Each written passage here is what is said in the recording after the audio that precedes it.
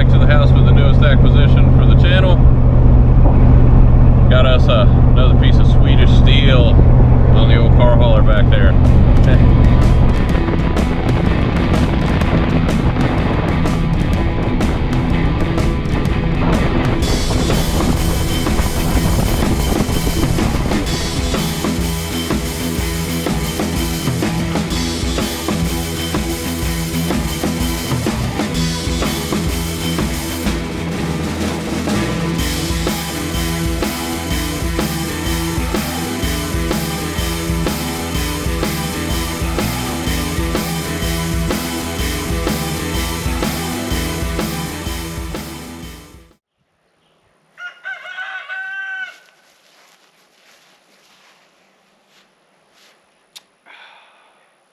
Good coffee, good coffee.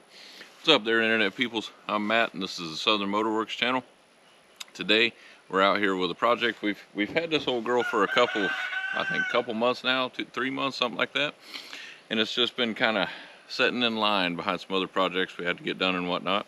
But today is the first day for this project here, the first day of the build, whatever you want to call it. Never mind our noisy roosters in the background. We have entirely way too many of them. If anybody's in the Florida Panhandle and wants some free Americana roosters, just give me a shout and we'll get together. So anyway, today's the first day of this build, and this is our 1974 Volvo 164E. We picked this up down in PCB for a real good price. I just couldn't beat it, couldn't pass it up. Came across it on the marketplace and friggin' jumped on it right then. We just, you know, you couldn't pass it up. So this is going to be our kind of cruiser car, cruising around, you know, different car shows, maybe some small road trips, stuff like that. It's 4 doors, big enough to fit the whole family, and it's even got air conditioning if we can get it working. So that being said, let's walk around, show y'all what's up with it, where you know, it needs some TLC, where it needs some love, and we'll see what all came with the vehicle, because the previous owner, the back of the vehicle is loaded up with spare parts and stuff like that. He was a super cool dude, like I said, from over in Panama City Beach, super nice guy, and loaded us up with all kinds of spare parts for the vehicle and whatnot. So it's all stuffed into the back of the vehicle. So like I said, let's get on back here and show you all what's up with it. So as you can see, like I said, 1974 Volvo 164E. At some point, some owner was a member of the Volvo Club of America there, I guess. This is the newest member of the family down here.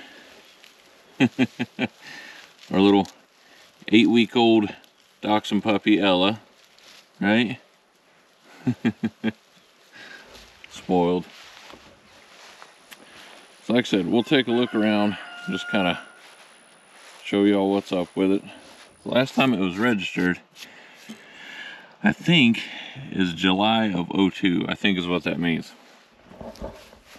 The vehicle is originally, not the guy that I bought it from, but I think the owners that he bought it from, it was actually registered and owned in Pennsylvania. So I think it was somewhere up around Pennsylvania, maybe old Tony Angelo's neck of the woods up there. But it's in real good shape. There's not a lot of rust on the vehicle. For coming from up north, you would expect it to be loaded down with rust, but it's really not all that bad. So we'll get y'all inside and show you what's up. So inside, you can see it's got one steering wheel, extra one over there. We got a nice scraper. That's how we know it came from up north right there. Don't see those in cars down here in Florida. We got a little Beach Boys Kokomo going on for the cassette player. All the windows roll up and down. All that works perfectly. We'll leave that down just to get some of the feet out of it. So as you can see, 131,710 original miles, and I do believe that is original, because these pedals are not very worn at all, and it does actually have some brakes. But I love these old school retro gauges here. You know, you got the little tachometer in the middle, old school temperature and fuel tank gauges. Oh, okay. All right then. Maybe that's why the previous owner gave me a new steering wheel. Anyway, that one needs a little TLC there, little details inside. It's an automatic.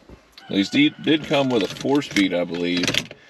This particular one's an automatic, so maybe if we get adventurous in the future, we might 4-speed swap the old girl. That would enhance the driving experience, you know what I mean?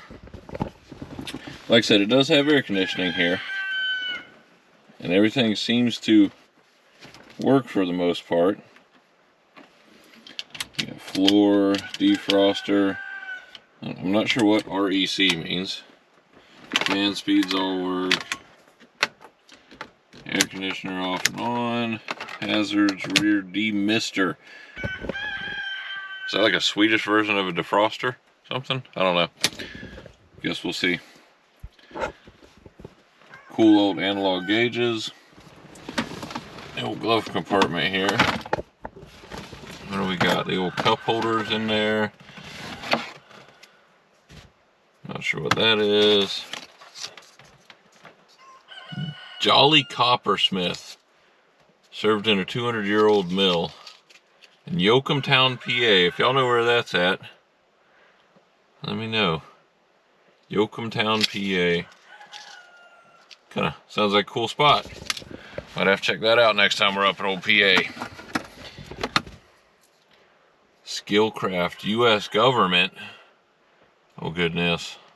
Anyway, got some shades there.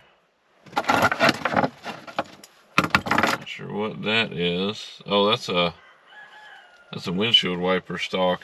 There's another one of those on there, so this must have been an old one they pulled off. Got a couple of tire pressure gauges in here. Light bulb. Some other random screws and whatnot. What is that? Mercedes-Benz touch-up stick. Lockstift Uni. I don't know what in the heck that means. Let's see here. Maybe it's white. Oh no, it's like a blue color. Huh. They must have been using a blue color for touch-ups on the Volvo. So even though it's a Mercedes-Benz color, I think this car definitely went to the right family here. Anytime you find Mercedes-Benz stuff floating around in it, you know, the old girl's just going to fit right in here. That's how their motor works. So we'll put all that stuff back down in there for now. Close that up. We got... hold on. Let's go around to the other side and we'll check out that stuff there. Seat belts. That's some old school stuff. There's a big old spring on the bottom. What is that? Some other random screws and stuff. Look at this. We are 5, 10, 35 cents richer. Alright, it's making us money already, okay? Old school lighter. Because it's an ashtray, maybe. And it hasn't been smoked in. And then the old cassette player down there. I'm gonna have to get us some tunage going on that. Alright, let's walk around to the other side. We'll leave that door open, let some of this heat out of the car. You're not eating nothing, are you? Huh? Huh?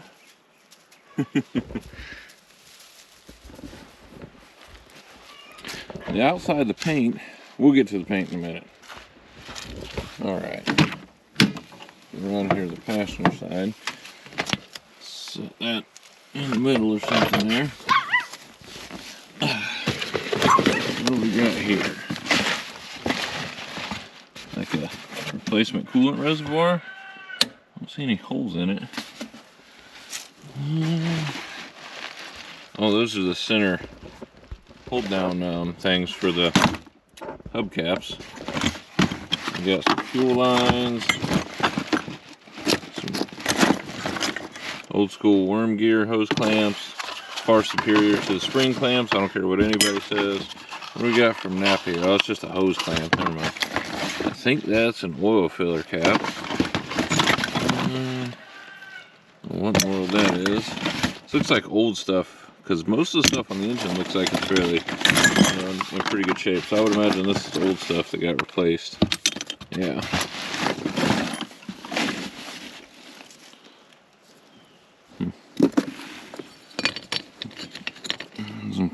trim piece here we'll have to hold on to. We'll sit down in here. And I don't know. This over here. I don't know if y'all find this cool, but I definitely do. All the old owner's manual stuff, I find it super fascinating. This has got like everything in it. I find it fascinating to see all these old owner's manuals and stuff like this from way back when. Super cool stuff. Got the manual for the cassette player. Oh, let's face those that way. Another owner's manual. Let's have two in there for some reason. Dealer directory. Oh yeah. And another owner's manual. And the original booklet that it all came in. Warranty information. I think that's the same deal, just another one. Yeah, what is that? What the heck those are? We'll hold on to all this stuff, so obviously you never know. And then there's some personal information and stuff in here from like previous owner information and all that, so we're not gonna open that up online because there's some, you know, like I said, personal information in there. So stuff all this back down in there. I always find all that stuff fascinating because you can kind of see how the previous owners took care of it and whatnot, and all their, you know, mechanic slips and everything that, you know, from previous work that was done to the vehicles and all that. It's just always interesting to see how these old vehicles were took care of and whatnot. We have a whole, I have it for mine, my daughter's C230 project that we got there. That's got a ton of friggin' information going all the way back to 98 in it. It's just real cool to see, you know, how the previous owners and, you know, took care of things and what all kind of stuff they went through with the vehicle. But so in the back here, the vehicle actually has, I'll show you in the trunk here.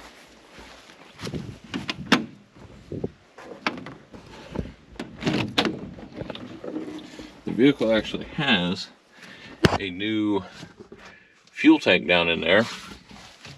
But I guess the previous owner, he had told me he purchased this tank here, and it ended up being for the wrong vehicle. Like it was, he couldn't find one for this one, so he had to purchase one for like a 240 or something like that. And so that one ended up not actually fitting right or something like that. And so he actually had to go and find a different one to put in this 164 here. But whenever we were buying it, he threw that one in too. So, you know, we got a 240 fuel tank. Always wanted a 240 project. 2-door coupe, turned it into an old school rally car. I thought that'd be pretty cool. So who knows, maybe we'll do that in the future here. So we got a brand new 240 tank there. We got some other stuff in here. I'm not even sure what all this is, to be honest. Well, that's the fuel neck that we need to install. That goes, you know, from the fuel tank out to the fuel filler door here. We got to install that. The O-rings and all that to go along with the clamps. And I think this is, that's one of the original mud flaps, so maybe we'll figure out a way to reinstall that. Actually, we got a new fuel tank. Let's get that out of there.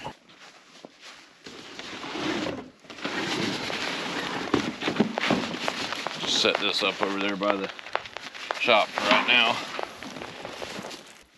Alright, so what is this here? I think this is replacement glass for that other side.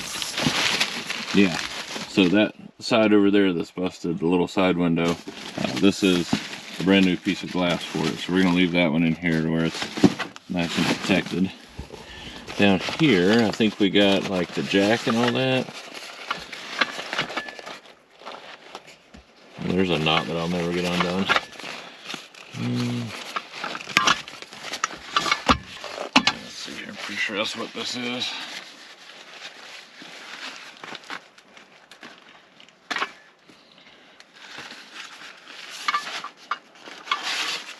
Yep. Yep, that's the original bumper jack there. Yep, that's exactly what that is. Super sketchy to use, but hey, if you're in a bind and that's all you got, you know. Probably the lug wrench. Yeah, this is going to be your lug wrench.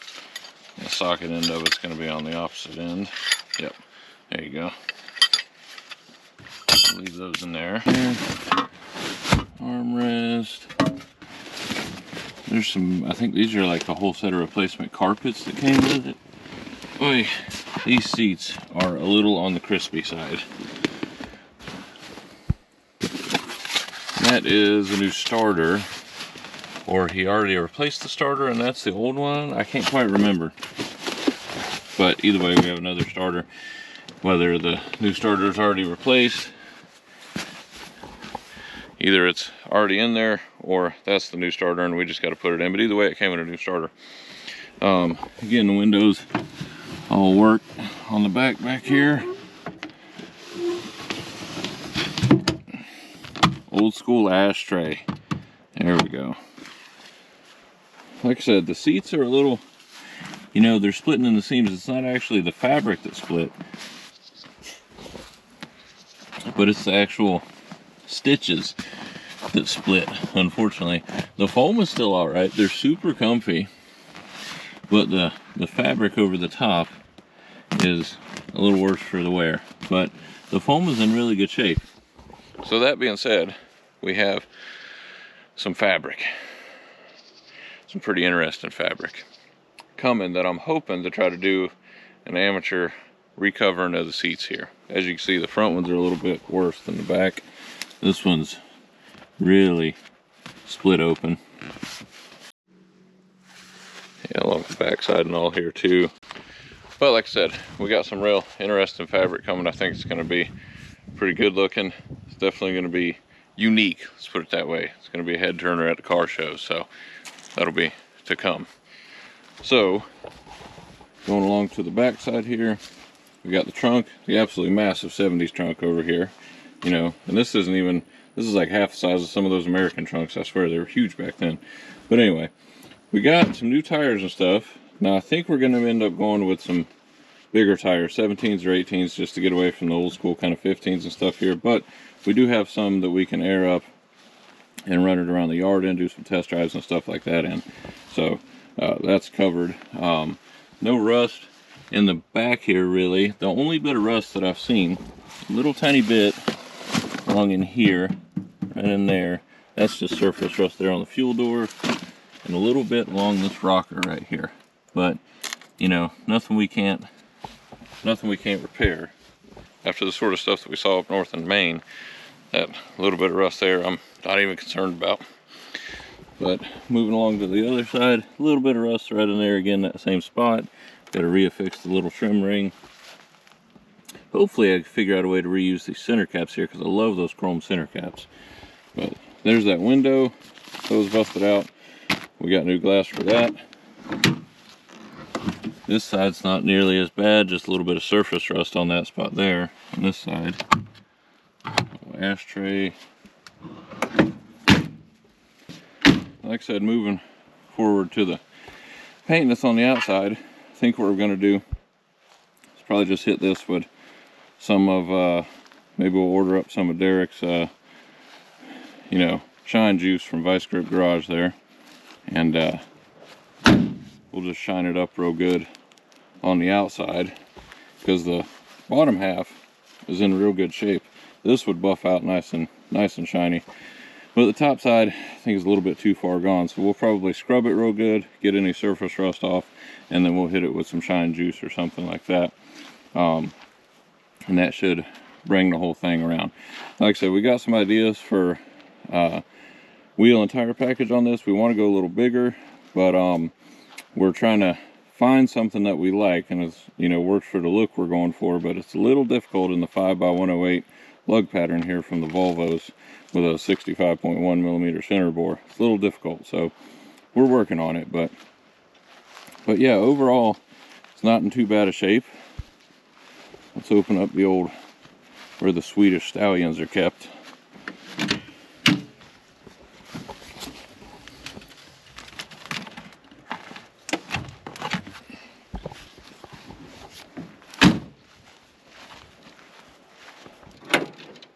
All right, there we go.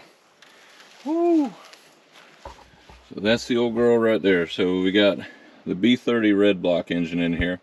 So if you're not familiar with Volvos, that's a 3.0 liter straight six. And since this is the E model, this comes with the fuel injection. 1974 fuel injection. I mean, that is a, you know, I know there was a few examples, and you know, not taking anything away from them, they were ahead of their time also, but for Volvo to be coming out with fuel injected cars in 1974 as standard was pretty well ahead of their time. But I think this engine's good for about 160 horsepower. There's the air conditioning, throttle body over there and whatnot, intake on the intake and exhaust on the same side, excuse me, old school brake booster over there, but it's all in good shape. It's all complete. So we just have to finish off the fuel system installation on it, and it should run. Now I did, before I bought this car, I did hear it fire off on some brake parts cleaner sprayed into the throttle body there, so I know the engine's good. It's got good compression, it'll fire. We just, like I said, we just got to finish reinstalling the new fuel system components on it and whatnot, and then we'll be good to go. But we have a whole mess of stuff ordered from Rock Auto coming for this vehicle, from Rock Auto in a couple different places. Anyways, we had to kind of source parts from all over. You know, who would have figured like a 50-year-old Swedish car would be somewhat difficult to find, you know, parts for on a regular basis. But we got them all. We got everything we need, we think, for right now, and many more upgrades to come in the future. But with what we ordered, we should be able to get this old girl up and driving and be able to take her on some test rides and whatnot. So first thing we're going to do is try to hook up some sort of a temporary little fuel system so that we can drive this around into the dooryard side of the house there and whatnot, so that we can get it in the carport and work on it in there where there's a little bit more shade. It's Florida, so even though it's almost November, it's still hot as all get out outside. So we're gonna rig up something temporary and get her moseyed on around towards the front of the house. So let's get to work, y'all. So, a little bit of rust. First thing we got to do is put a battery back in the old girl.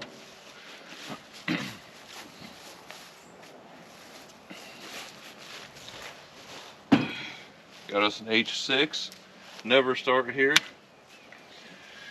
And I don't actually know what battery this vehicle takes. We'll get a proper one for it eventually, but for right now this will work fine. This is just the battery that we use on our car hauler for the winch. So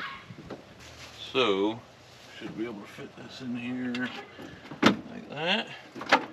And it's slightly too big for the battery tray, so we may not be able to close the hood on this. We'll see. I'm assuming this probably takes something like a 24 series or something like that, something much smaller, but the old H6 should work just fine for now. And we will definitely be putting some new battery cables on this thing. Whew. All right.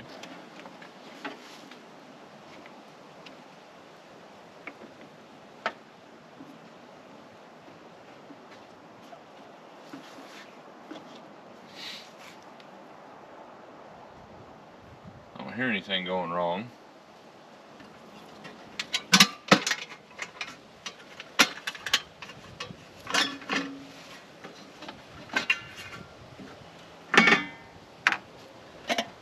We will definitely be changing out that air filter.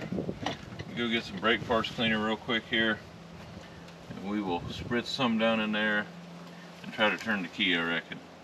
Before we go to turning on it here, it does have, as y'all can see, I don't recall if I showed you this already, but it actually does have oil in it. I mean, it could use a change, but it's still got some viscosity in it. It smells a little like fuel, so the old girl may be running a little on the rich side right now. Could have some, you know, fouled out plugs or something, for all we know. Just a little spritz in there is all we need for now. Let's see what happens.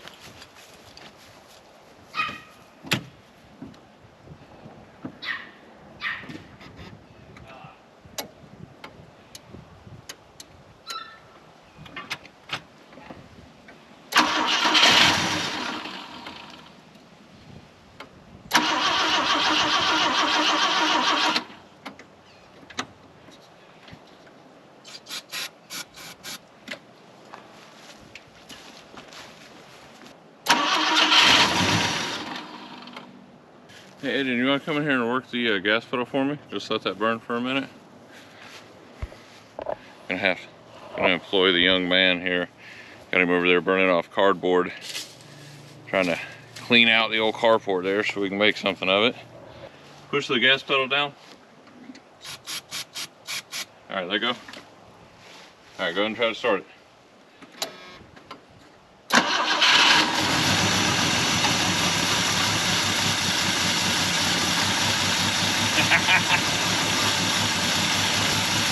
Not too shabby. This old girl is gonna sound nice when I get done with the exhaust.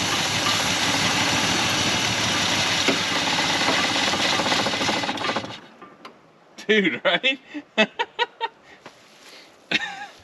That was smooth as all get out, man. I mean, the engine's rocking back and forth a little because of the RPM dying back and forth, but as far as the engine itself, though, everything sounded friggin', I mean, smooth, man. Look at it. Look, is that like the daintiest little freaking radiator cap you ever seen or what? Anyways, so it fires up, runs friggin' great. I mean, like I said, the engine was kind of rocking back and forth a little bit there, but that was just because I was keeping it running with nothing but a can of carburetor cleaner. So, but the engine sounds great. There's no knocking, there's no noises, no freaking, you know, weird things that would make us think we were gonna need another red block for it. But runs friggin' great.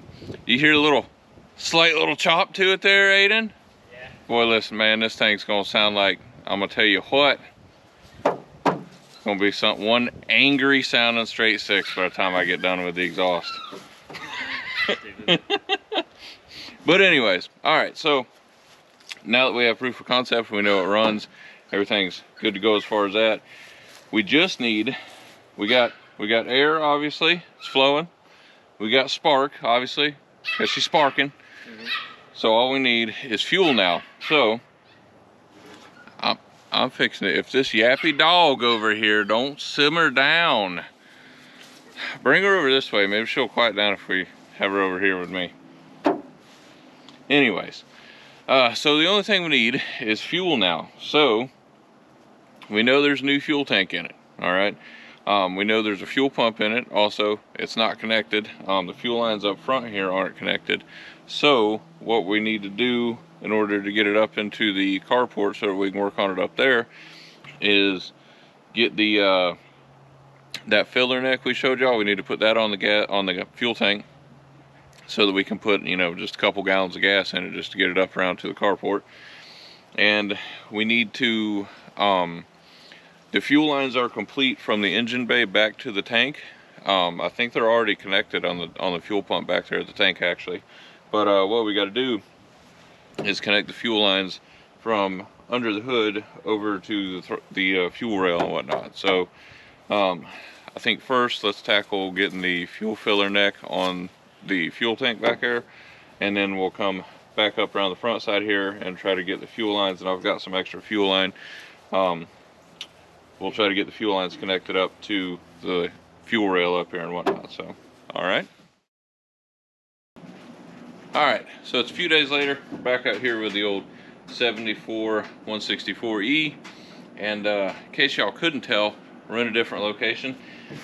Unfortunately, we had to bite the bullet. We used the old 430 to tow the old girl up to the garage area here. So we were fighting the fuel rail and everything like that, and the fuel pressure regulator.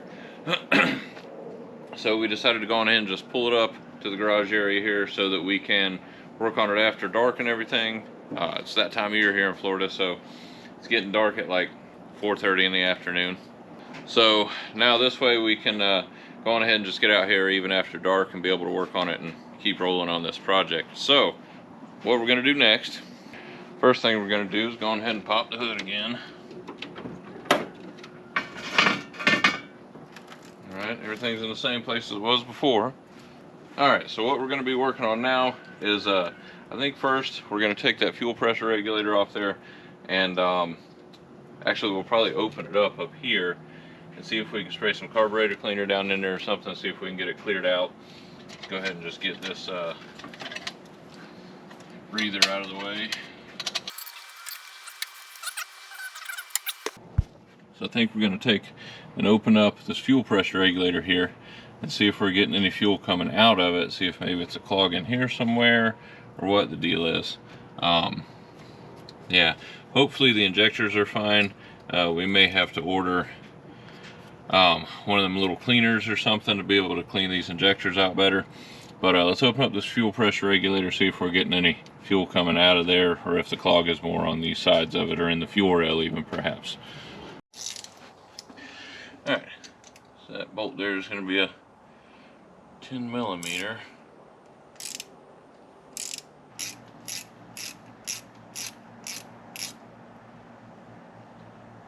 Well, that's definitely some kind of adjustment for the fuel pressure regulator here, so we might have to bust out the manual and see what's up. But this is super chalky and dusty looking there. I don't know if y'all can see that really. So there's probably some stuff in there clogging it, if I had to venture a guess. Hopefully we can get this thing cleaned out, because these fuel pressure regulators for this old girl are not cheap. If you can find one somewhere, they're like $300. And that's if you can find one. And they are apparently about as rare as hen's teeth anymore. So if this one's completely shot, we may end up going to some sort of aftermarket adjustable fuel pressure regulator or something that we can, you know, get for a lot cheaper and just adjust to the proper PSI that we need to run this super old school fuel injection system here. Alright. That thing did not want to come off there. So we're looking at this thing here. As you can see, this is the original Bosch unit, probably from 1974. So what we're going to do is just spray some stuff down in here in the orifices. Try to clean this whole girl up a little bit. Aiden, hand me some of that parts cleaner. Seems to be flowing from one side to the other, side to side.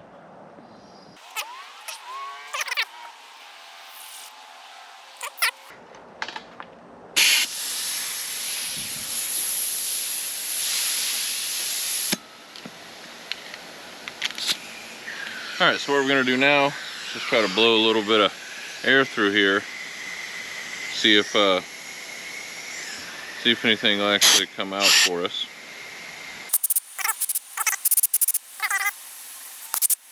Okay, so we got us a little bit of light in here. What I'm looking at is this fuel rail over here. I mean, I see a little bit of rust, but I don't see any blockages per se.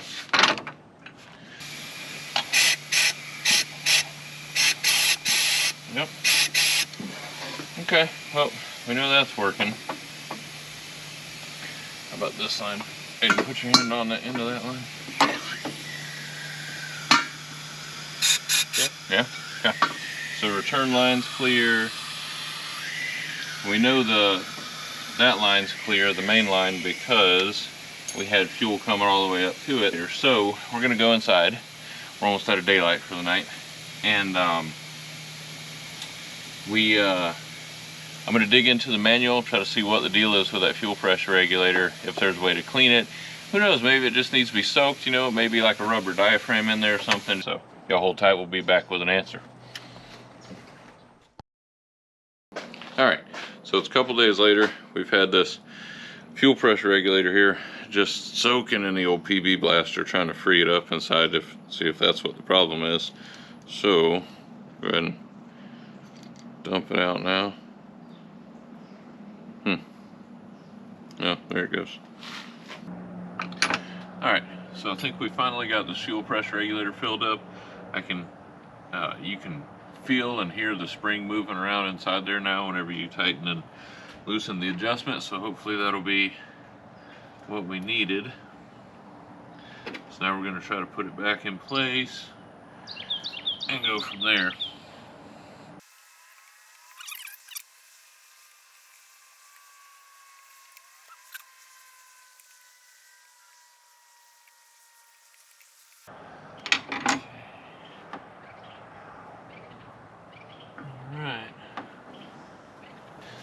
am actually going to go ahead and tighten down these fuel lines on the lines coming out of the tank. I did just have them kind of chilling there over the outlets because we were messing around with it and everything, kind of going back and forth. But I'm going to go ahead and tighten them down now in case we do manage to build good fuel pressure. I don't want them to come squirting off there and, you know, spray everything down within a 20-foot radius with. So let me I don't see any fuel leaks so far. If it leaks, it's not going to be, you know, end of the world immediately. There, we'll shut it off quickly before anything bad happens.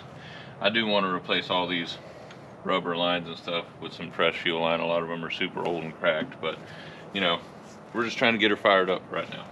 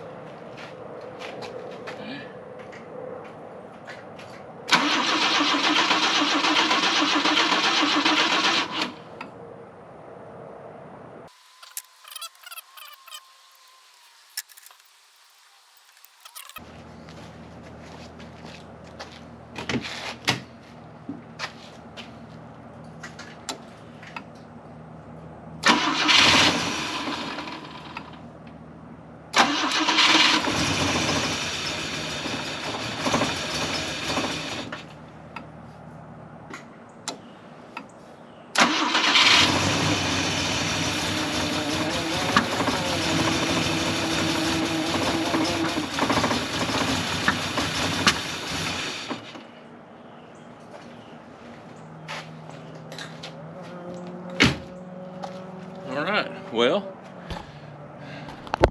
she's idling, kinda. It's pretty rough, let's be honest. But remember, we haven't done any sort of tune-up to it or anything like that. There's no telling what shape them plugs are in. But it could just be fuel delivery also. So, it did seem to idle a little smoother when we were running it off of parts cleaner. But there's no telling. So probably what we're going to do, we need to replace that fuel line on there so that it can stop, you know, seeping fuel out, because I just don't trust it and I don't want to run it and get anything too hot. These aren't a you know, cross flow head on here, so the intake manifold where it's dripping fuel is right above the exhaust manifold. So if that gets too hot, it's going to be dripping fuel right on a hot exhaust manifold. That equals a bad day. So yeah, so we're going to replace that fuel line there that's leaking out of the return line on the bottom of the fuel pressure regulator. And then we'll see if we can idle it, see if we can clean it up a little bit. If not, we'll probably just move on forward with the tune-up. I can tell you though, I do hear the transmission making noise in there. So probably because she's super low on fluid. We do have an extra quart of old school Type F. This thing takes old school Type F, like Ford transmission fluid. So we got 1 quart. We'll probably run down to the parts store tomorrow, see about getting some other stuff, and another quart of Type F, and some other things that we need, and move forward on this here. But yeah, for right now, let's just tinker around with it a little bit more.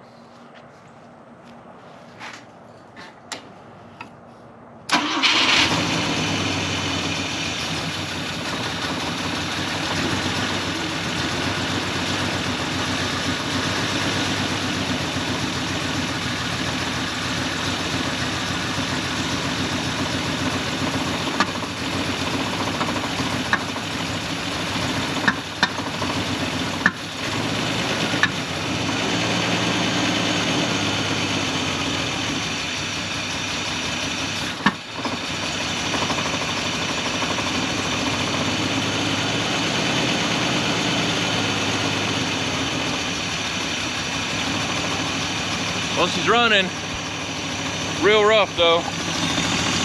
It's smoothing out. She's coming back around. think she just needs to wake up from a Lord knows how long nap, 20-year nap or something. It's smoothing right out. Listen to her, bud. She's smoothing right out, bud. She's smoothing right out, bud.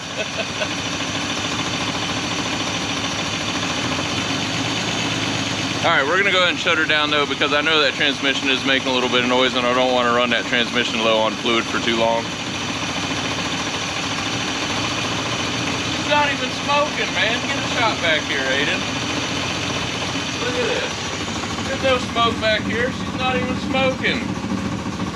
This thing is just friggin' loyal.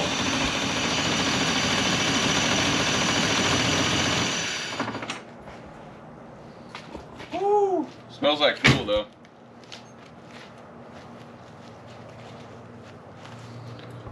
All right, well, she was stumbling pretty bad there for the first 30 seconds or so when we fired her up, but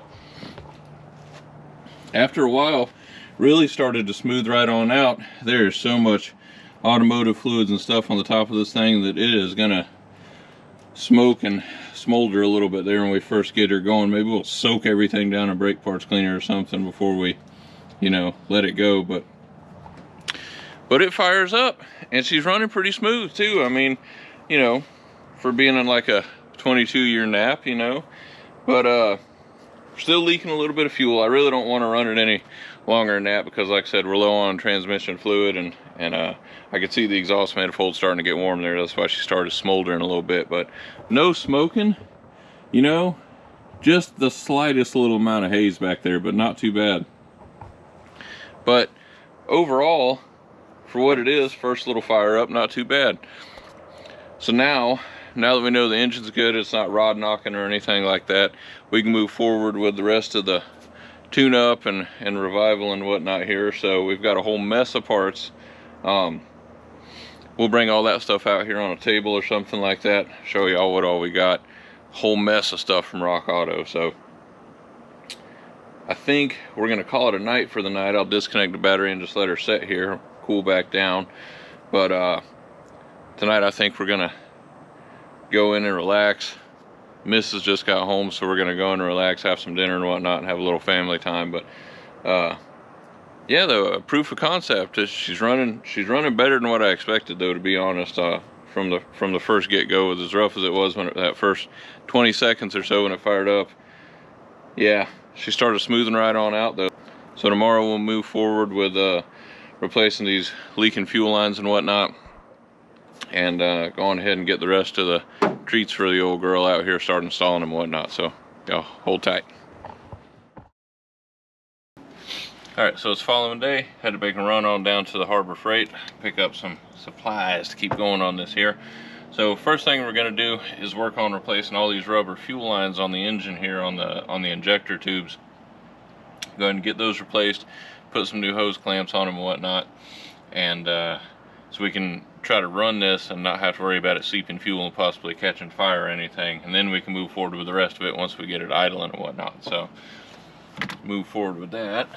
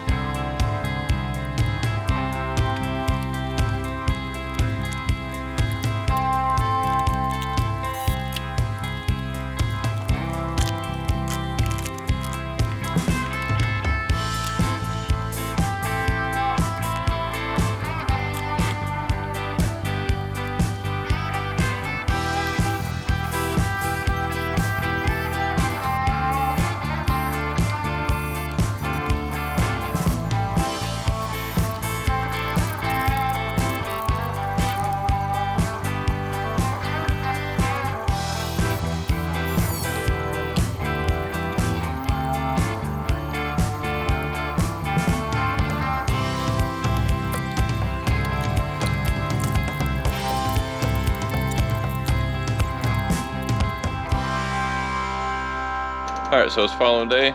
We got all those rubber fuel lines replaced last night, so hopefully it'll stop leaking. See, brand new lines going down to the main line and the return line down there. Got brand new lines on every injector, brand new lines on the fuel pressure regulator. So hopefully that should stop any of the leaks that we seen whenever we had it running last time. Now, before we try to fire it up, I did notice this here. All these wires are pretty well bare, pretty well wore out. So I think we're going to take and wrap these up in some electrical tape, just a temporary fix right now. We'll take this out and probably just redo these wires, get them all the way back as far as we can to where we get some good wiring, and fix these a little bit better. But for right now, I just want to protect them so that while we're running this, we don't have to worry about any arcing or anything like that going on there. But for right now, that's enough to cover up the bare spots on them wires and keep us from anything touching each other. So, all right. Okay, so I'm thinking the easiest way to do this is going to be to hook up the return line from in here, and then we will try to snake it on down that way rather than trying to come up from the bottom first. So we'll grab, this is our last bit of fuel line here. You believe we went through almost 10 feet already on this thing, just replacing them? Goodness gracious. Thank God it's got hard lines most of the way down the body, otherwise we'd have really been in for it. But let me grab some hose clamps for this, and we'll get to trying to meander this one on down there to the bottom.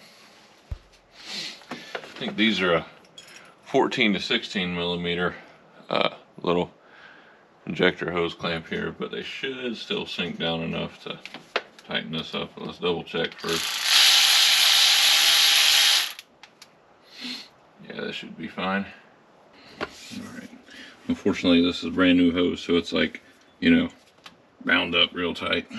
It's all good though. Just make it easier when we get that new tank situated in here. All these lines will be already on the fuel pump. We'll just have to transfer the fuel pump on over. So should make it a little easier on us, hopefully. Or should be easier to go that way like that. Put these on here.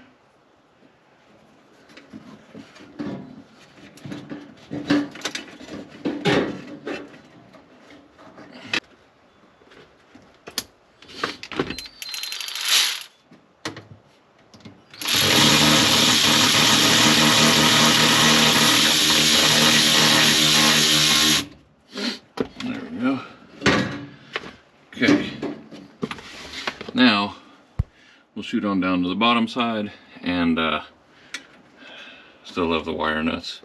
We'll shoot on down to the bottom side, try to hook up that return line from underneath. Alright, so, well, hey, there's our fuel line.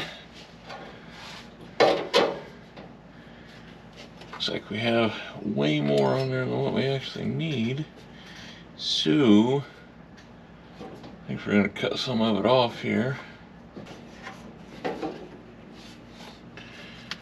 Now,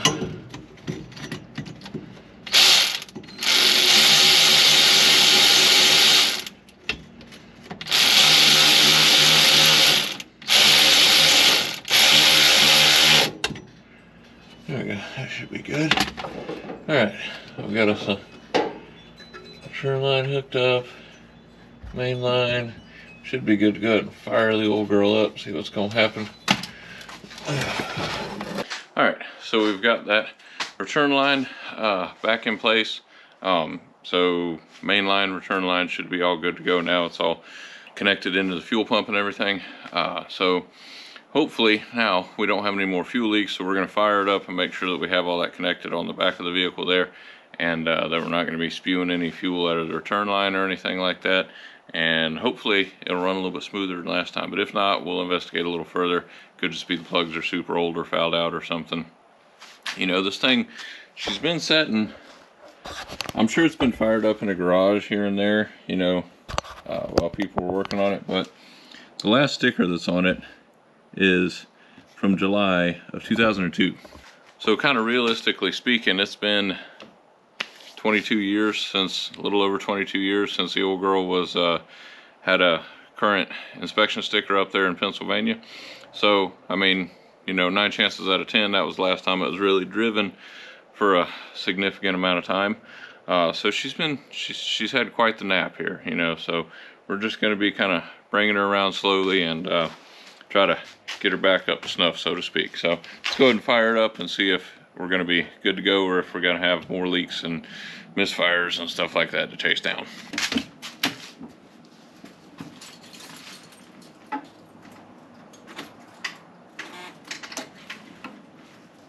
going to cycle that fuel pump a few times because having all them lines disconnected, it's probably going to take it a minute to build up pressure again.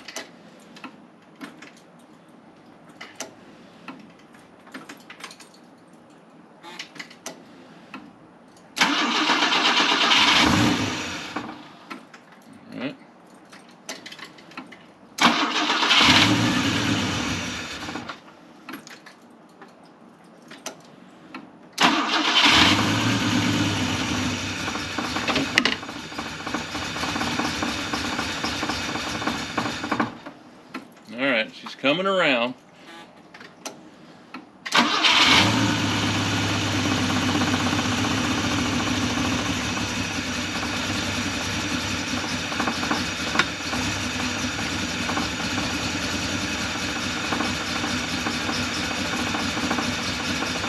Let's check the leaks real quick.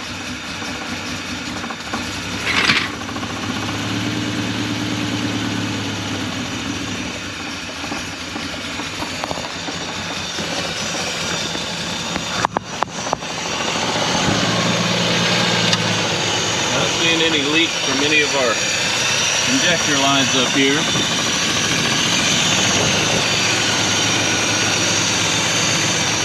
Check those lines we put in at the back.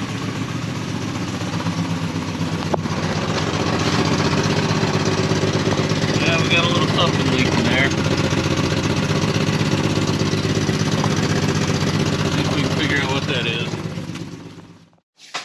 Okay, so after much Googling, looking in the old Haynes manual here that thankfully the previous owner gave me, it would appear this thing has an intake fuel pump on it, like the fuel pump that sits inside the fuel tank there, and it still has the original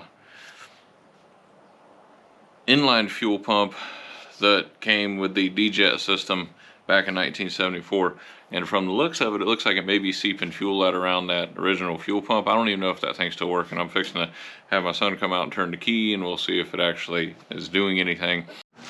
Okay, so after turning the key, the original Bosch pump that's outside the fuel tank is actually still operating. I don't know why, I don't know how, but it is.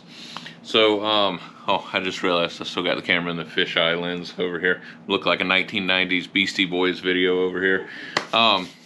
So the original Bosch pump is still pumping. It looks like it's hot wired. It's spliced in to the wiring to where there's a modern in-tank fuel pump pumping, and then that is pumping fuel into the original Bosch pump, and then the original Bosch pump is carrying it and pushing it to the front of the engine over here.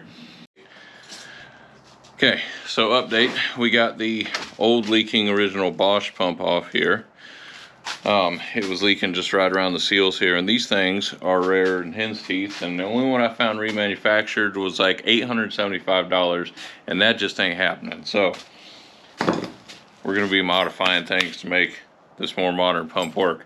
But the problem we're having right now is it seems like whenever we're trying to start it, it's we can hear it running when you're turning the key, but then as soon as you let off the key, it's not wired into keyed ignition or something like that, so it's not running the entire time to try to pump up the system. So something we're going to have to investigate a little further. Okay, so after a whole bunch of Googling and manual looking and everything under the sun, trying to hunt down exactly what in the heck sort of fuel system this old girl's got going in it, modified, whatever. So from what I can find, this is the fuel pump assembly. Let me get you in there. This fuel pump assembly here, right, is a low pressure fuel pump assembly that was originally supposed to be in the same 240 series Volvo that the incorrect tank that's mounted in here was supposed to be in. So there's a 240 tank and a 240 low pressure pump setup that's been installed, and the previous owner told me that he knew it wasn't going to work and everything, and so we were planning on swapping in the correct tank that he did give me with this one here. But what we didn't know was that this had the low pressure pump from a 240 also installed into this tank. Normally the 164 just has like a strainer, or not even a strainer system, it's a just a pickup tube system that fits down in there, and then that goes to the external pump outside the fuel tank. So the confusion was lying in because we have two electric fuel pumps, one pumping into the other before it goes to the front of the engine there. So earlier we disconnected that external pump because it was seeping fuel and stuff, and we're like, well, shoot, we got an external pump, or we have an in-tank pump over here, and we figured that would be enough. Well, at the time I didn't know that that was a low pressure pump.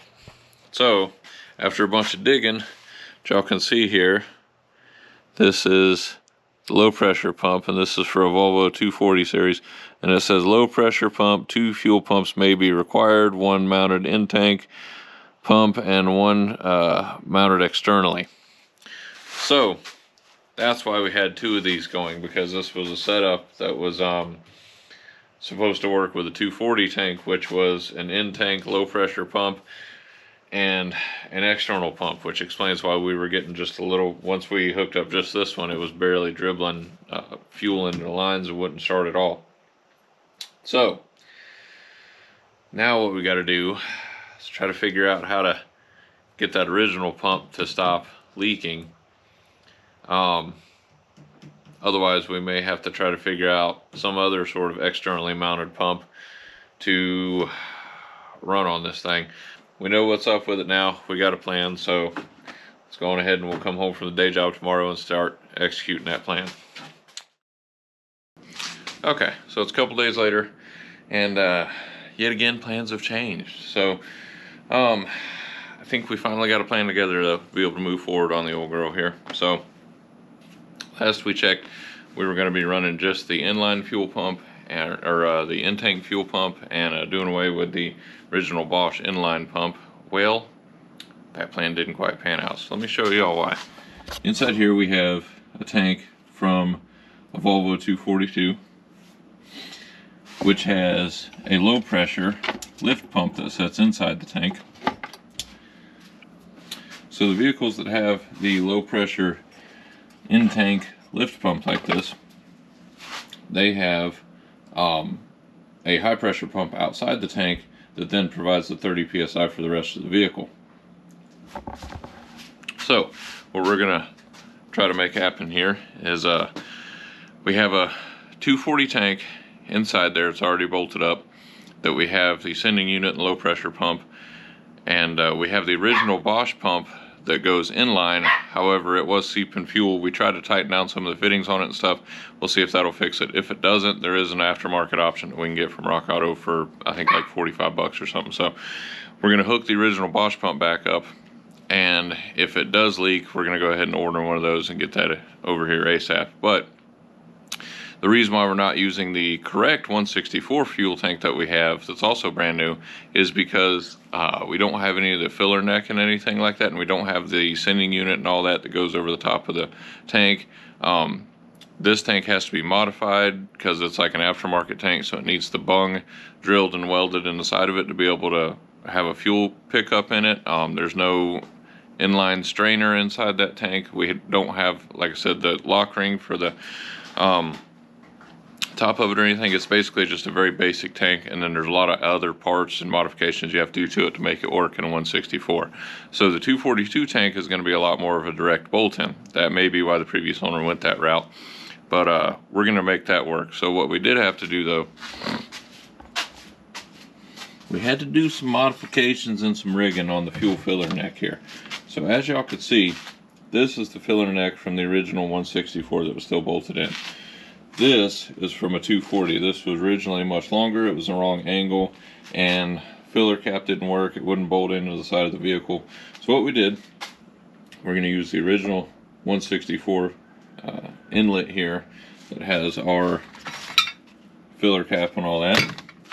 This is a random piece of rubber filler neck hose that I got from the local O'Reilly's, and then this is the 240 filler neck that we cut way down. So this inserts all the way into the fuel tank here. There's a V-band clamp. We have one of those on order. It should be here in a couple days. There's a V-band clamp that holds this whole apparatus to the fuel tank once you insert it. So this should get us back to where we need to be, where we can fill fuel and everything. We'll put clamps on here, double clamp it and everything, obviously, and we should be able to fit our little cover and all that in there, and it should work out pretty good. Special shout out to the Marietta, Florida O'Reilly Auto Parts there. The head guy there, he really hooked me up, and this thing here, I wouldn't have been able to get this figured out without his help. So definitely saved my skin on this one, so to speak, you know what I mean? So we'll definitely be going back there for our, you know, future needs for the old Volvo projects, probably anything else that we have to try to deal with modifications and special, you know, special circumstances on these old vehicles and everything. So not everything's something you can just punch a part number in and pull it up and go pull it off the shelf real quick. So it's good to have a parts store that works with you, you know, and can help you find things that'll get the job done, and you know, be able to modify things a little bit and get these old vehicles, keep these old vehicles on the road, I should say. So appreciate it, buddy. All right, so we got all that stuff taken care of under there. That's ready to go. It's all sealed up and everything. So what we need to do on this side is take this piece back off, feed it through there. We'll go ahead and stick this in there, even though we don't have the oh goodness gracious. Well, maybe not. Maybe not. See if we can put it through here like that. That might work. Well, don't quite know if she's gonna bite us too much here. Alright, so after a bunch of fighting and everything, finally got our makeshift filler neck in here. We got plenty of bite on the steel there to put a clamp on, same on here. We even got our vent tube installed in here, should work fine. And most importantly, let me get some light here. Most importantly, from the outside here, looks just like a regular stock 164 fuel filler. So nobody would be none the wiser that it's a 240 tank in here. Alright, so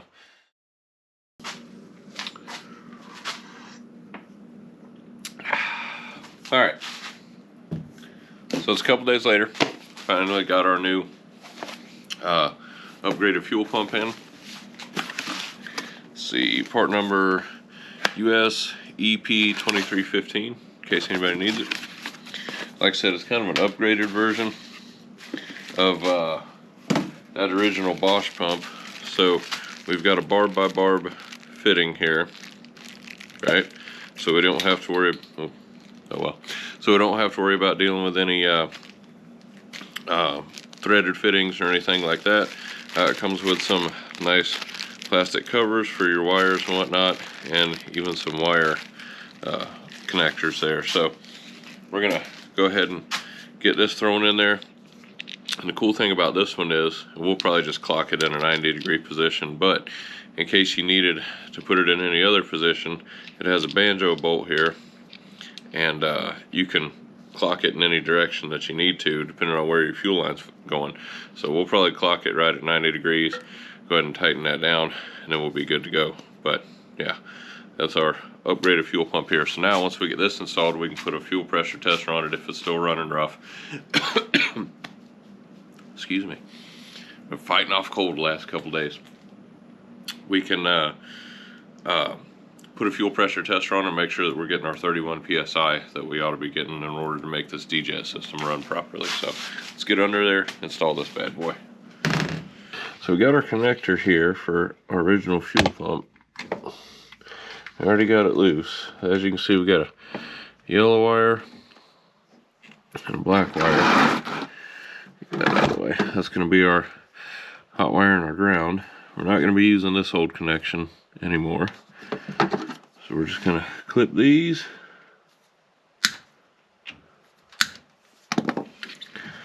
Pull our original boot off. Alright. Now, we'll grab my wire strippers and we'll put our new connections on here. Alright. So we got our new fuel pump. We already clocked this in a 90-degree position and tightened down our banjo bolt here, hopefully enough. Crush those copper crush washers. We're going to go ahead and put the wiring on here. Our yellow is going to be our positive. So that landed nicely on the correct side. Black's going to negative.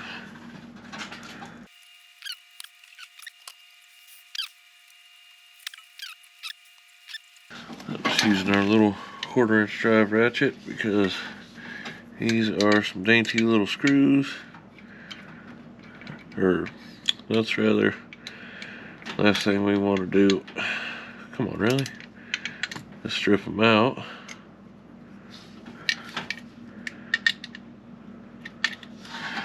Alright. That was a bear to get on right there. The bottom side of that, or the large size. That one fought me a little bit. Alright, we are just going to leave that setting for a minute. We'll probably eventually mount it up here or something like that somewhere in a better location. But for now, it's going to hang right there until we know whether or not this is going to work. Alright, so we got our new fuel pump connected. It's coming on and priming up and everything. So let's go ahead and try to start the old girl, see what happens.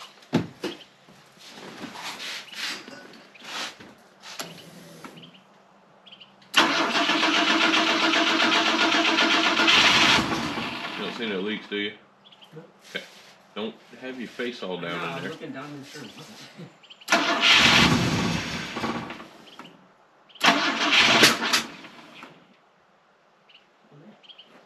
Backfire.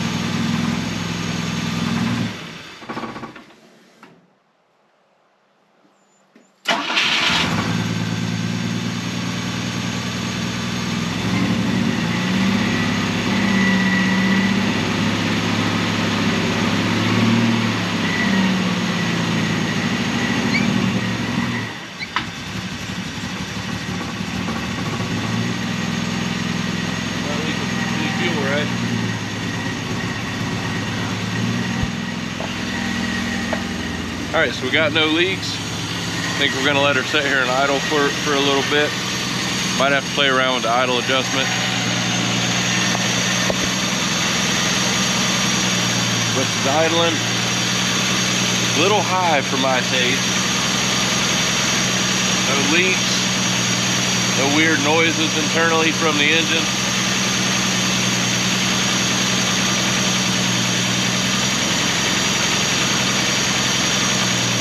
Get ready to shut it off if I say to.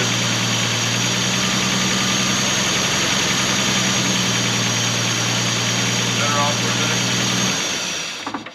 Alright, just want to double check here. I'm pretty sure that that's just some oil or something cooking off the exhaust manifold. Just want to make sure though before we run it any further. As y'all can see, it's a little smoky there, and it smells like somebody's been working on it and it's just oil on the exhaust manifold, but I just wanted to double check before we continued running it.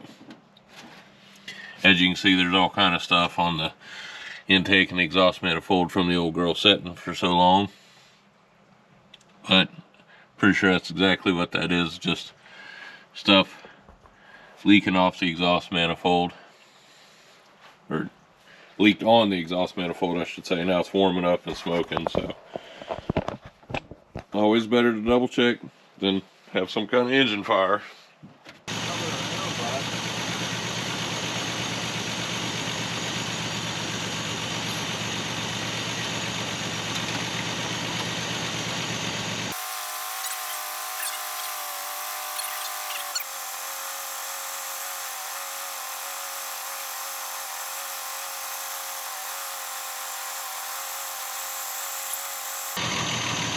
She's coming around, bud.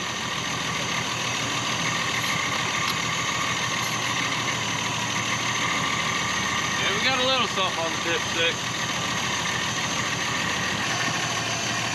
In case y'all were wondering what we were using here, these old Volvos with the automatic transmission, they take the old school Type F fluid like you'd get in the old Ford transmissions. This stuff is surprisingly hard to find around here. Ended up with a bottle of STP and 1 bottle of O'Reilly's. Alright, so we're going to add in about another half quart of that transmission fluid there.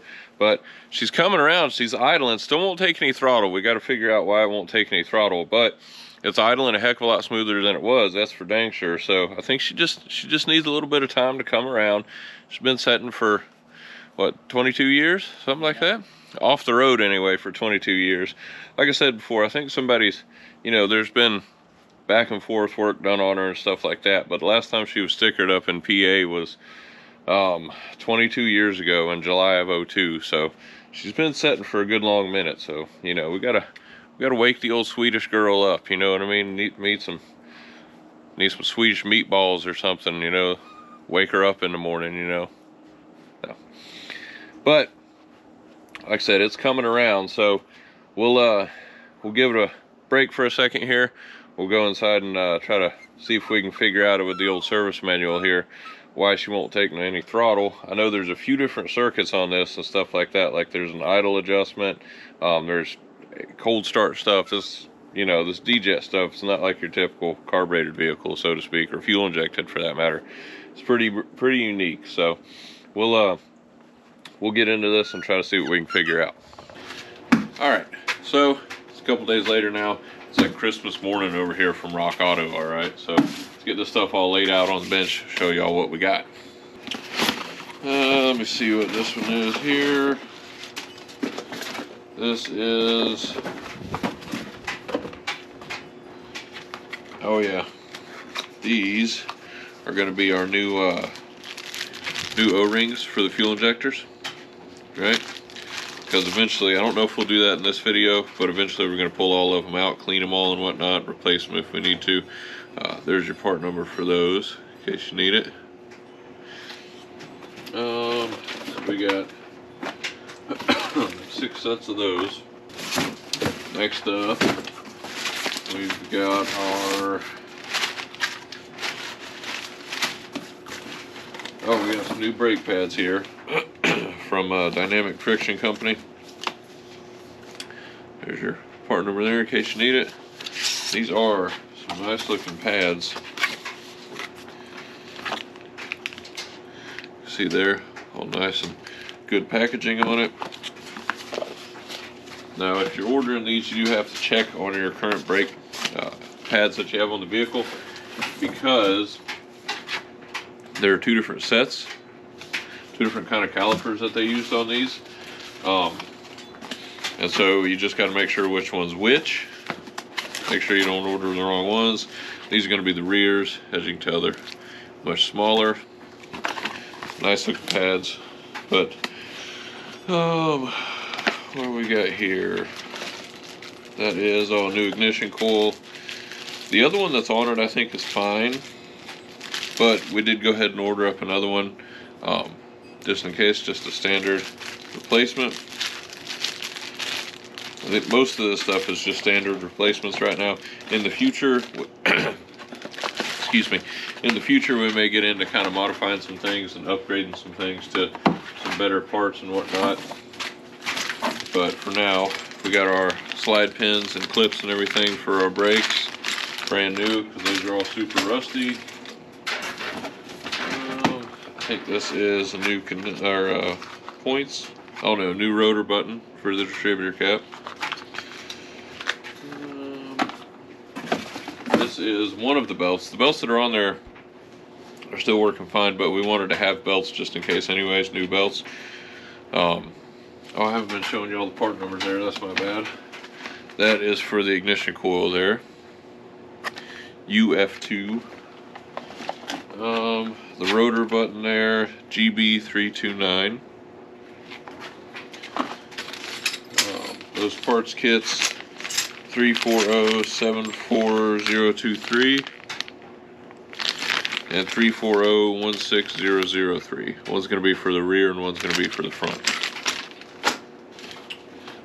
This is one of the belts. I can't remember which one it is. There's 3 different ones. This is one of them. That's your part number there. Of course, we're going with Continentals. That's more standard. This is new distributor cap. Nice new distributor cap. That's going to be part number GB425. This is going to be your spin-on filter for the old 164 here. Of course, it's a MAN filter from Germany. W917. Yep, it's a nice spin-on filter there. We looked for a MAN filter but couldn't find it, so for the air filter, but next best thing, part number 42091. It's going to be your Wix air filter for the old 164 here. We did order one. This was supposed to be a Continental, but they sent us a Goodyear instead, so I don't know. It's the same part number, so I'm guessing it's just a cross-reference, but yeah, there you go, 17511. The third belt for it, part number 17335, another Continental. So that's all 3 belts for the front of the engine.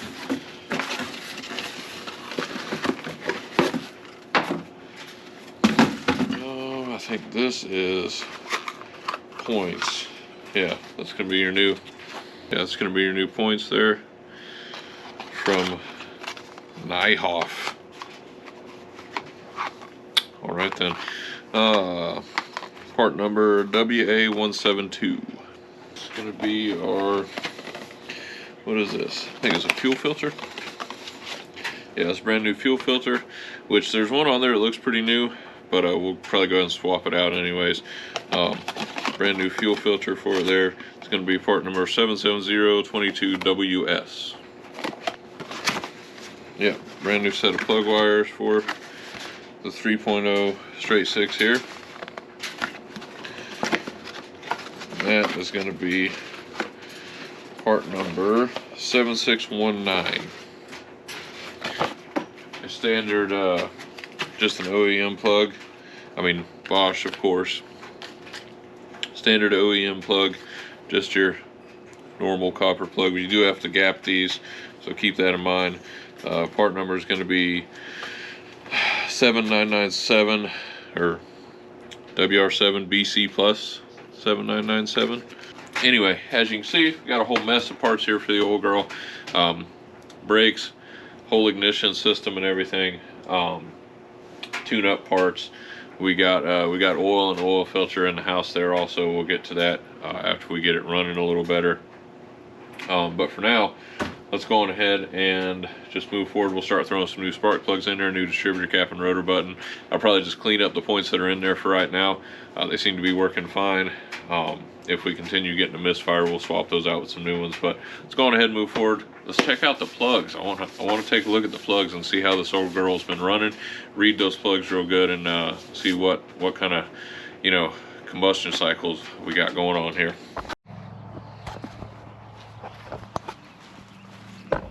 Shop cat.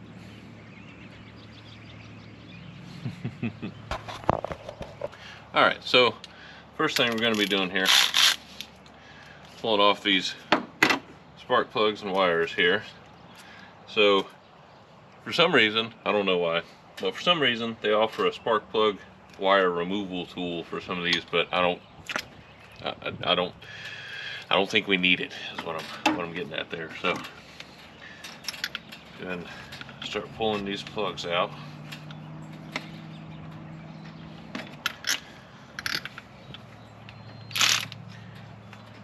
Maybe should have got a longer extension.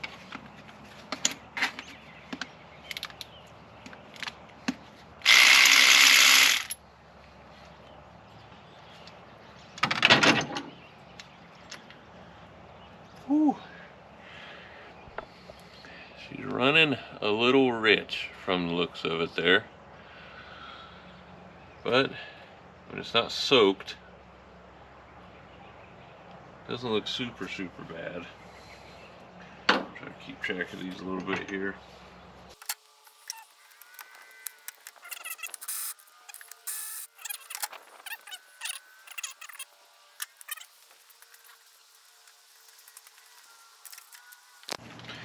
Alright, so our Haynes manual here calls for 0.28 of an inch to 0.32 of an inch.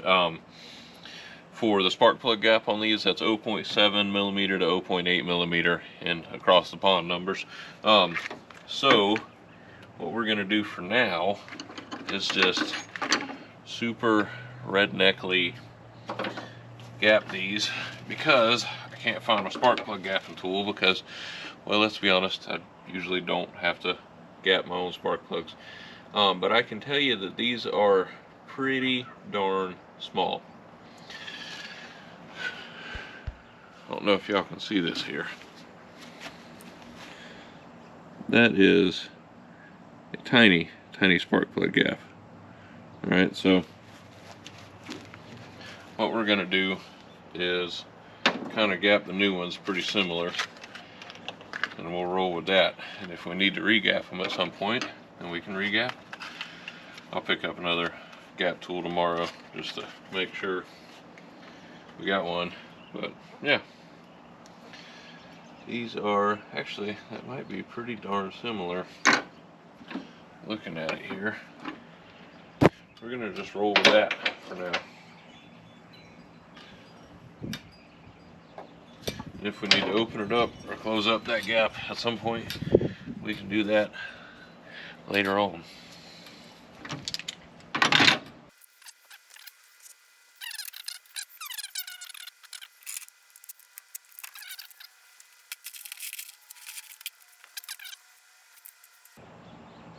Now, these plugs here have a crush washer around the edge of them, so you have to tighten it down enough to squeeze that crush washer flat, and you'll feel it bottom out, and then just give it just a little snug after that. That's all you need.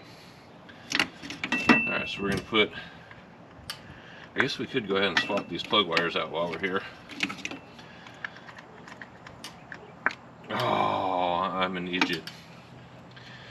We got to take the little tips off these plugs. That's how my motorcycle spark plugs are. Little screw-on tip on the top of the Bosch plugs. Just goes on there like this. Screws right on. Yeah.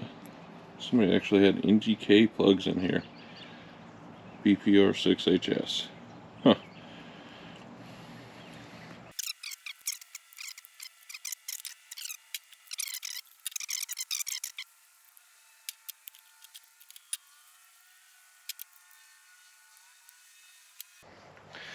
Okay, so now that we've got all our new plugs in, we'll go ahead and grab our new spark plug wires, one by one replace those. Alright, so these plug wires are probably shortest to longest here, I would imagine.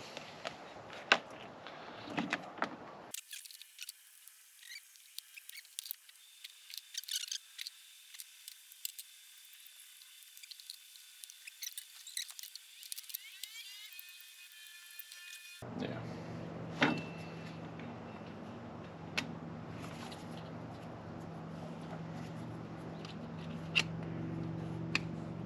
Okay. Gotta go close up the chickens for the night. Be right back. Okay. Chickens all put away for the night. Go ahead and continue doing what we're doing. Oh, I had to turn the lights on. We're losing a little bit of daylight here. Get y'all in there a little closer. Yeah, that's a little better there. Okay. See what's going on here with the old bird's eye view, so to speak. Alright.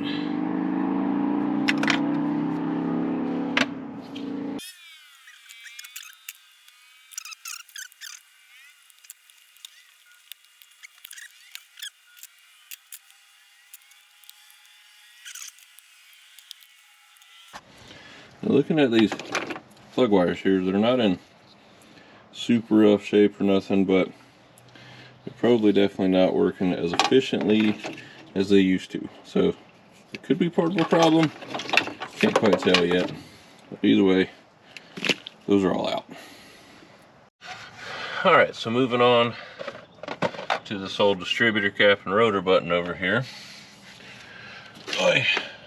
Oh, that's crunchy. Alright, we'll avoid leaning on that. Go ahead and pop these clips off. How's she looking down inside there? Well, I mean, I've seen worse. This stuff, listen y'all, you know, this stuff came out a little before my time, so to speak. Everything was already, you know, electronic ignition and everything like that before I came along, so I got used to like the GM style, like distributors with like the HEI, you know, the thing on the side and whatnot, and the Fords with a little ignition module on the side and whatnot. So this is before my time, but they don't look like they're in bad shape though. I think what we're gonna do is leave these original ones in there for right now, and just replace the cap and the rotor button and go from there. It doesn't look like they're in bad shape. The gear doesn't look rusty or nothing like that. You know, everything seems to be in good shape down there. Let's get y'all in there, show you what I'm talking about. Alright, so as y'all can see, like I said, it's in pretty good order there. Rotor button doesn't look bad. I mean, there's a little bit of wear on it, but overall down in there it doesn't look bad. Nothing's rusty, everything's nice and clean. So we're probably just going to leave those points in there for now. We'll go ahead and replace the cap and the rotor button, because why not? Alright, so go ahead and pop that rotor button off. Let's see here with the replacement. As y'all can see, it's just a direct replacement, but should work just fine.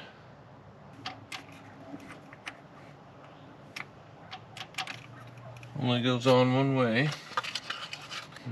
Nice clean connections on the inside there. So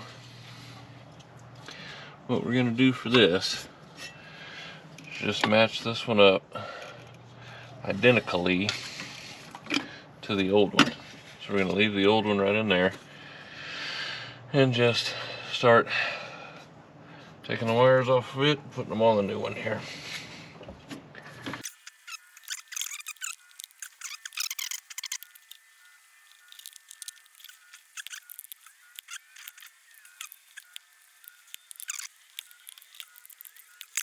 Swap them over one wire at a time, and you ain't got to worry about all that. Good to go.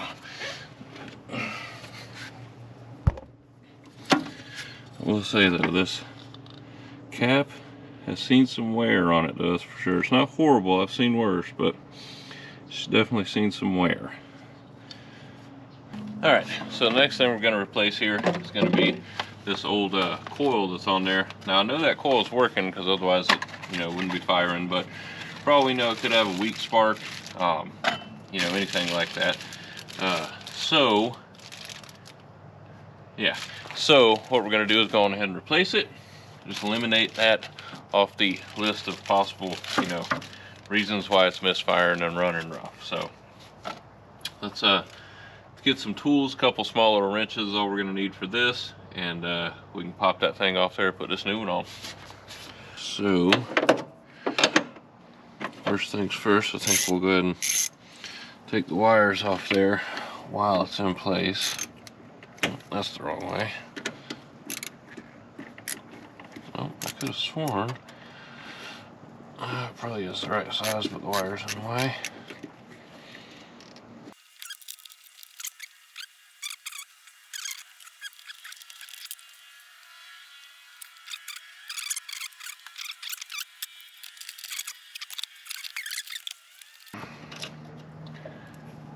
Okay. I think she just kind of, goodness gracious. There we go.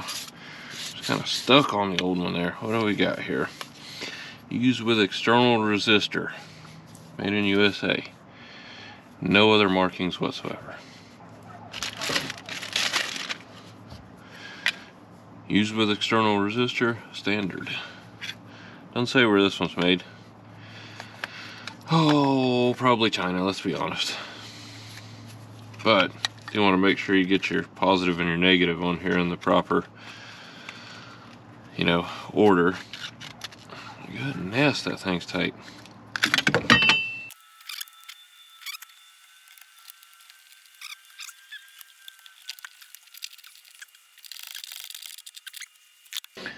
Alright, now see if we can go ahead and replace these old connectors here. You can see they're just kind of, you know, they've seen better days. I'm sure they were still working fine, but we've got new ones, so we'll hold on to these for backups like we do everything else. We'll put them in with that coil.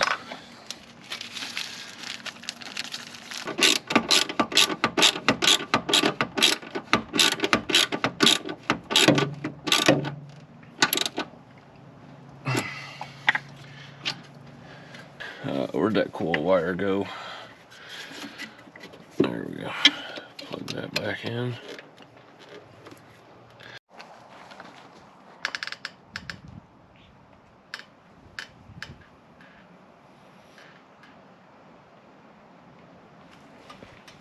What are you doing?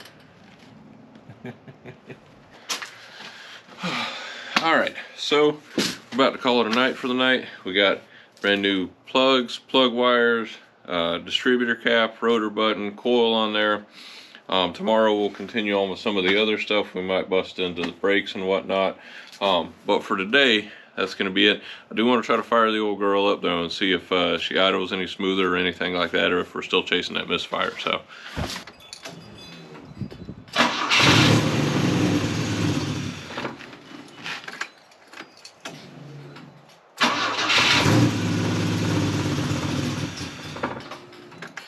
Still a little rough.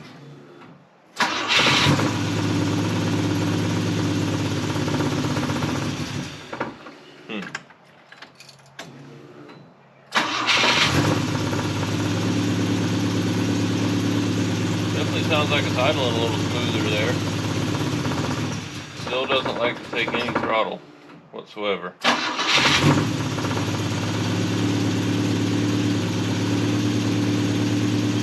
Sounds like it's idling a little smoother though.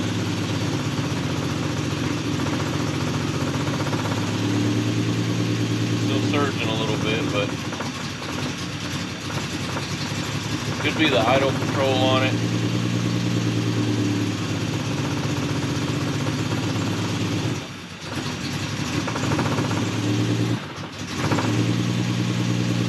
It just doesn't like to take any throttle whatsoever. Alright, we'll go ahead and shut her off, call it a night for there. But it does seem to idle a little smoother. Alright, I think we'll go ahead and call it a night there. It does seem to idle a little smoother. I mean, it fires up like now, as soon as you hit that key. It doesn't like to take any throttle though, so we got to figure out what's up with that. I know there's a throttle position sensor on this thing. There's a idle controller on it. Even though it's fuel injected, you can set the idle like an old carbureted car.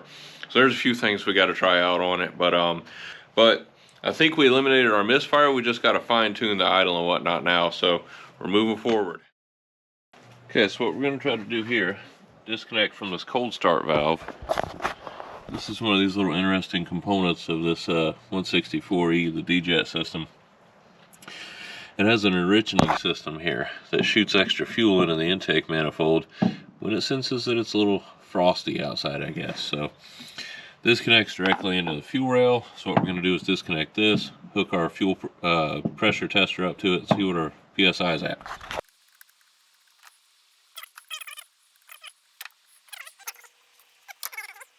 Alright, let's hook our fuel pressure tester up to that, see what we're at. Okay, so we've got our fuel pressure tapped into our fuel pressure tester rather tapped into our cold start valve. So let's see if this is actually going to work the way I want it to here. We can test our fuel pressure. Okay, so that did indeed work. And we are setting at, as you can see, a little shy of 30 psi. These want about 31 psi, okay? Or at least that's what our manual says on here. And like I said, I'm pretty sure it's about the same with the Mercedes and whatnot. As you can see, we're a little shy of that, Okay, we're at about 26 psi, give or take. Now, what we can do is adjust our fuel pressure regulator over here. And I do believe how this works is we need to loosen up the lock nut, turn this clockwise for more pressure, counterclockwise for less pressure. So obviously we need about 5 psi more. So we're going to loosen up this lock nut, turn this in maybe like half a turn, retest our pressure, see where we're at.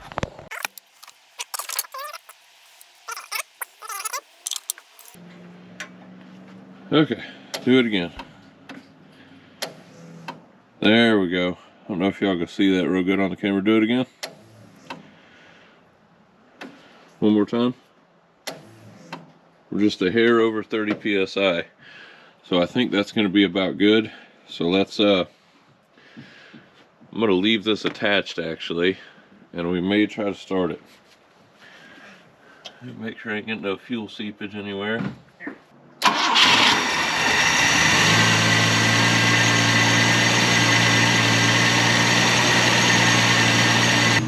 Alright, I had to bring y'all inside for this one here. I just love retro gauges like this. Check out these green gauges on the old girl. Can we turn the light off? Huh? Yeah, just pull that switch for a second. I just love old green gauges like that. I don't know if I'm the only one or not, but she's definitely running, and running fairly smooth. She hesitates a little bit when you put your foot on the gas, but then she catches up. She's coming around, guys. She's coming around. Temperature is spot on normal.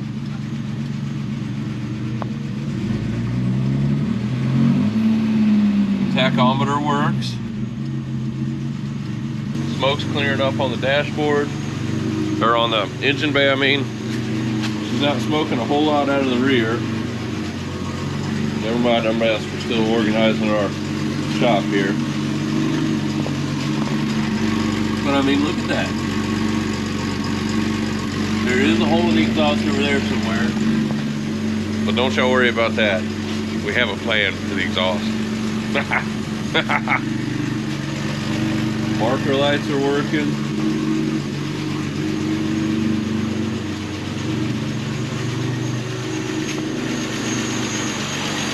Headlights.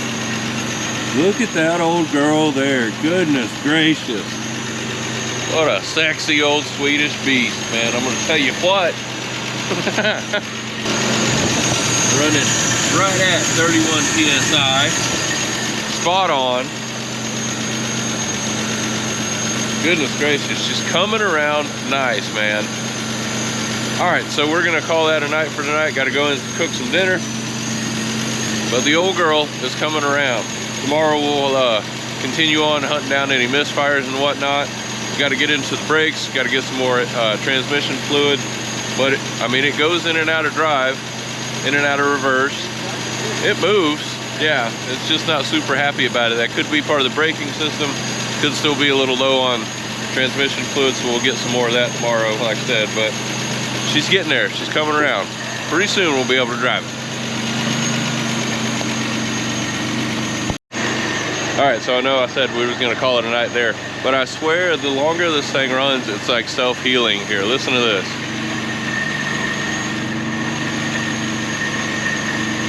The hesitation in the throttle is like going away.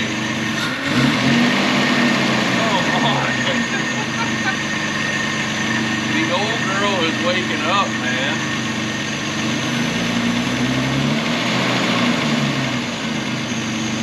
Coming around nice, bud.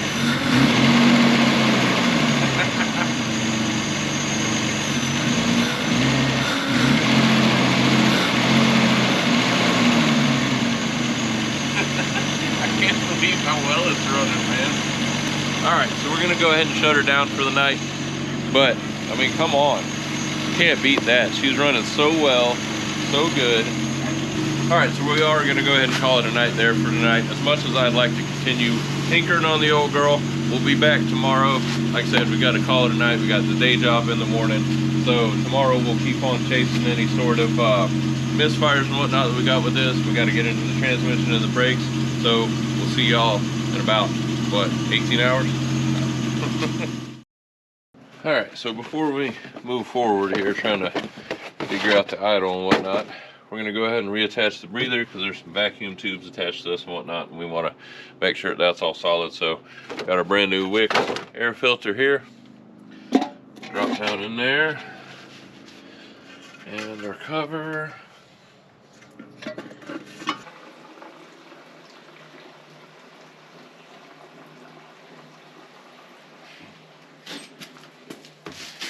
Okay. Got it good there for now.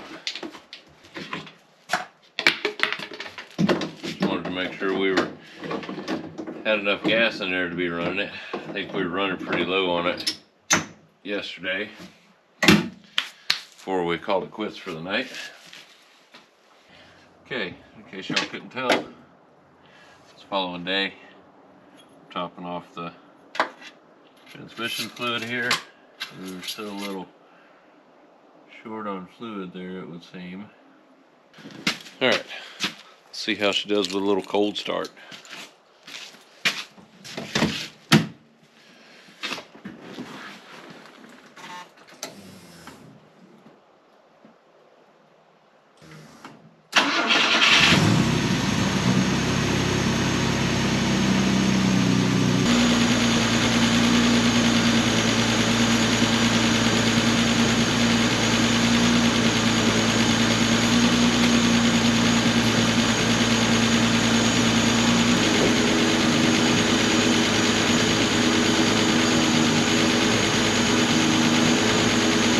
All right, well, not much to do on it tonight. Got home late from the day job, and so we topped off the transmission fluid. That sucker took almost 4 quarts still, so she was like 4 quarts low. I think we finally got it in the right spot on the